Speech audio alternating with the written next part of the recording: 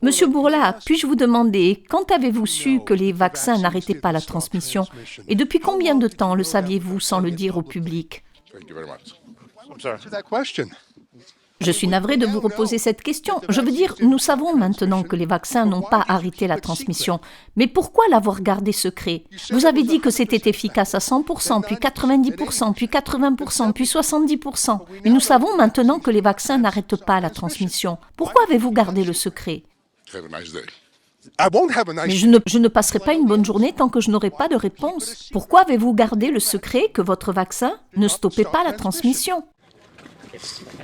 Est-il temps de vous excuser auprès du monde, monsieur, de rembourser les pays qui ont investi tout leur argent dans votre vaccin? Cela ne marche pas. Votre vaccin est inefficace. N'avez-vous pas honte de ce que vous avez fait ces 2 dernières années? Juste vous excuser auprès du public, monsieur. Vous êtes fier de ce que vous avez fait? Vous avez gagné des millions sur le dos des gens qui se battent pour gagner leur vie. Qu'est-ce que ça fait de marcher dans les rues comme un millionnaire, avec tout cet argent fait sur le dos des gens ordinaires chez vous, en Australie, en Angleterre et au Canada?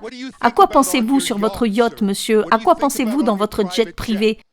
Êtes-vous inquiet pour la responsabilité de ce produit? Êtes-vous inquiet de la myocardite et tous les décès? Qu'avez-vous à dire sur les jeunes personnes qui meurent chaque jour d'une crise cardiaque?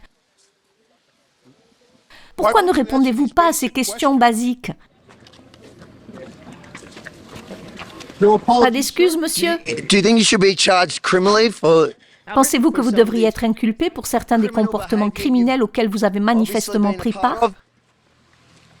Combien d'argent avez-vous gagné personnellement avec le vaccin? Combien de rappels pensez-vous qu'il faudra pour que vous soyez suffisamment satisfait de vos gains? Qui avez-vous rencontré ici en secret? Allez-vous le divulguer? Qui avez-vous rencontré? À qui avez-vous versé des commissions? Par le passé, Pfizer a payé 2,3 milliards de dollars d'amende pour fausses informations. Avez-vous à nouveau adopté la même conduite?